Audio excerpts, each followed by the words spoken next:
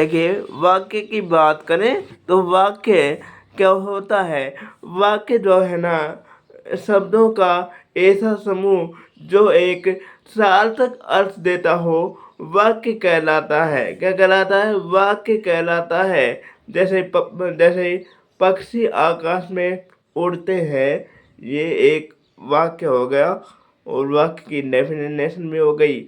अब बात करें उपवाक्य की। उपवाक्य क्या होता है? उपवाक्य की बात करें तो शब्दों का ऐसा समूह जो अधूरा भाव दे, अर्थात हमारे अंदर कोई जिज्ञासा छोड़ दे। अर्थात हमारे अंदर क्या छोड़ दे? कोई जिज्ञासा छोड़ दे। उसे उसे हम कहते हैं उपवाक्य। यहाँ पर उसे हम क्या कहते हैं? उपवाक्य कहा जाता है। उसे हम क्या कहते हैं? उपवाक्य कहा जाता है। जैसे देखा, मैंने देखा, तो इससे हमारे मन में भाव उत्पन्न होता है। क्या देखा, अर्थात उपवाक्य की डेफिनेशन हो गई। अब बात करें वाक्य के अंग। वाक्य के अंग में बात करें, वाक्य के अंग में तो पहला अंग होता है उद्देश्य। यानी जो काम करता है, यानी अर्थात कर्ता कोई क्या कहते हैं? उद्देश्य कहते हैं। और बात करें यहाँ पर विधेय की। विधेय क्या होता है? विधेय की बात करें तो जो काम हो रहा है, जो काम हो रहा है उसे हम कहते हैं विधेय। विधि अर्थात वाक्य की जो है क्रिया होती है। विधि अर्थात वाक्य की क्या होती है? क्रिया को ही हम क्या कहते हैं? विधेय कहा जाता है। क्या कहा जाता है? विधेय कहा जाता है। अब हम बात करें वाक्य का कर्म क्या होता है। वाक्य का कर्म क्या होता है? हिंदी में सबसे पहले कर्ता और फिर कर्म और फिर कहते क्रिया आती है। जैसे मोहन मोहन पत्र लिखता है, इसमें मोहन क्या हो गया? कर्ता हो गई। पत्र इसका कर्म हो गया। और क्या हो गया? लिखना इसकी क्रिया हो गई। लिखना क्या हो गई? इसकी क्रिया होती है। लिखना इसकी क्रिया हो गई यहाँ पर। और बात करें अब वाक्य के प्रकार की। वाक्य के प्रकार में आ- आधार की बात करें पहले तो प्रधानता की दृष्टि से और अर्थ की दृष्टि से, बनावट या रचना की दृष्टि से, बनावट या रचना की दृष्टि से बांटा गया है वाक्य को। और बात करें प्रधानता की दृष्टि से कर्तृवाच्य, कर्मवाच्य और भाववाच्य। तो कर्तृवाच्य क्या होता है? जिसमें कर्ता की प्रधानता होती है और आकर्मक और सकर्मक दोनों प्रकार की क्या आती हैं? क्रियाएं आती हैं। दोनों प्रकार की क्रियाएं आती हैं। आकर्मक और सकर्मक दोनों प्रकार की क्रियाएं उसके अंतर्गत आते हैं कर्तृवाच्य में। और कर्मवाच्य की बात करें जिसमें कर्म की प्रधानता होती है, उसे हम क्या कहते हैं? कर्मवाच्य कहते हैं। जिसमें कर्म की प्रधानता होती है कर्मवाच्य कहते हैं। उसे हम क्या कहते हैं? कर्मवाच्य कहा जाता है। इसमें कर्ता का या तो लोप होता है या फिर के द्वारा का प्रयोग किया जाता है। और भाववाच्य में कर्ता कर्म की प्रधानता न होकर के क्रिया की प्रधानता होती है। अर्थात शॉर्ट रूप में कहें तो जिस वाक्य में क्रिया की प्रधानता होती है उसे हम कहते हैं भाववाच्य। उसे हम कहते हैं भाववाच्य। तो यहाँ पर ये थे वाक्य किसके आधार पर? प्रधानता की दृष्टि से। अब हम बात करें तो रचना बनावट की दृष्टि से तीन प्रकार के वाक्य होते हैं। रचना बनावट की दृष्टि से तीन प्रकार के वाक्य होते हैं। सरल या संयुक्त वाक्य, दूसरा होता है सरल या साधारण वाक्य, और दूसरा होता है संयुक्त वाक्य, तीसरा होता है मिश्र या मिश्रित वाक्य।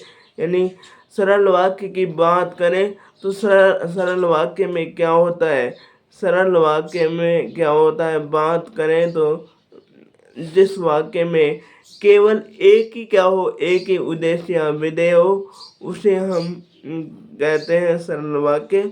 और दूसरी दूसरी भी एक डेफिनेशन दे सकते हैं, जिस वाक्य में अनेक उद्देश्य और एक विधेय हो, अनेक उद्देश्य और एक विधेय हो, उसे भी हम सरल वाक्य कहते हैं। और तीसरी परिभाषा, जिसमें अनेक उद्देश्य और अनेक विधेय, अनेक उद्देश्य और अनेक विधेय को भी हम क्या कहते हैं, सरल या साधारण वाक्य कहते हैं। और संयुक्त वाक्य में क्या होता है, दो सरल वाक्य किसी समुच्चय बोधक शब्द से जुड़े होते हैं। जब दो सरल वाक्य किसी समुच्चय बोधक शब्द से कनेक्टेड होते हैं, आपस में जुड़े हुए होते हैं। आपस में कनेक्टेड का मतलब होता है जुड़े हुए होना। तो समुच्चय बोधक शब्द से अब बात आती है, समुच्चय बोधक शब्द होते क्या है?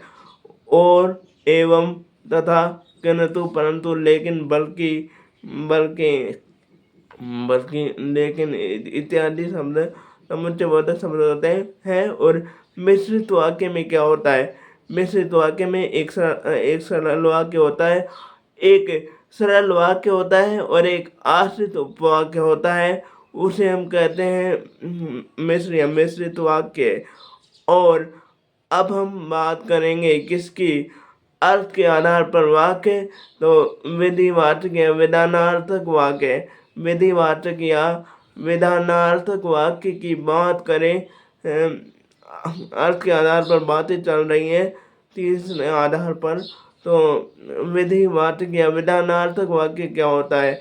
जिस वाक्य में किसी कार्य का करना या होना पाया जाता है, उसे हम कहते हैं विधिवाचक या विधानार्थक वाक्य। एग्जाम्पल के तौर पर, मेरे पिताजी बाजार से एक घड़ी लेकर आए हैं। तो इसमें क्या हो रहा है? कार्य होना प्रकट हो रहा है कि इसमें कोई कार्य हो रहा है। अब बात करें निषेधात्मक वाक्य। दूसरे नंबर पर निषेधात्मक वाक्य की बात करें, सेंटेंस की बात करें। निषेधात्मक यानी जिसमें नेगेटिव सेंटेंस भी कह सकते हैं, यानी जिसमें किसी कार्य का करना या होना नहीं पाया जाता है, उसे हम कहते हैं निषेधात्मक वाक्य। जैसे, आज मोहन तुम्हारे घर नहीं जाएगा। ये क्या हो गया? निषेधात्मक वाक्य हो गया, निषेधार्थक वाक्य हो गया। अब बात करें प्रश्नवाचक वाक्य। जिस वाक्य का प्रयोग प्रश्न करने के लिए किया जाता है, प्रश्न करने के लिए किया जाता है। जिस वाक्य का प्रयोग जो है ना, प्रश्न करने के लिए किया जाता है, उसे हम कहते हैं प्रश्नवाचक वाक्य। अर्थात प्रश्नवाचक वाक्य कहते हैं, जैसे तो तुम्हारे घर कौन आया था। तो ये होता है ये होता है प्रश्नवाचक वाक्य होता है। और बात करें आगे की, प्रश्नवाचक या प्रश्नार्थक वाक्य यहाँ पर हो गया था। और अब बात करें आज्ञार्थक वाक्य। आज्ञार्थक वाक्य की बात करें तो जिस वाक्य में वक्ता का जो होता है ना, उद्देश्य होता है, वो आज्ञा देना या अनुमति देना होता है। यानी जैसे कि हेमंत, यह दरवाज़ा बंद कर दो। या फिर इसमें क्या हो रहा है कि इसमें आज्ञा दी जा रही है, यानी कि इसे कहते हैं आज्ञार्थक वाक्य। और इच्छावाचक वाक्य की बात करें या इच्छार्थक वाक्य की बात करें तो एक ऐसा वाक्य जिसमें इच्छा, आशा, श्राप आदि की अभिव्यक्ति हो। जैसे उदाहरण के तौर पर, तुम्हारी यात्रा क्या हो, शुभ हो। तुम्हारी यात्रा क्या हो, एक तरीके से क्या हो, शुभ हो, यानी कि मंगलमय हो। तो ये मेरे इसमें इच्छा जताई जा रही है। और संदेह में, यानी किसी कार्य के होने में संदेह हो, यानी संदेहार्थक।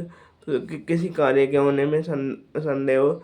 जैसे, शायद मुझे आज जयपुर जाना पड़ सकता है। इसमें ये ज़्यादा जा रहा है कि इसमें संदेह है कि जाना पड़ सकता है, और नहीं भी शायद। और यहाँ पर ये हो गया था संदेहवाचक। संकेतार्थक में एक क्रिया का होना ना होना। दूसरी क्रिया पर क्या करें, डिपेंड करे तो उसे कहते हैं संकेतार्थक। जैसे यदि यदि विद्यार्थी पढ़ेंगे तो वह अवश्य सफल हो जाएंगे। ये थे हमारा वाक्य का टॉपिक।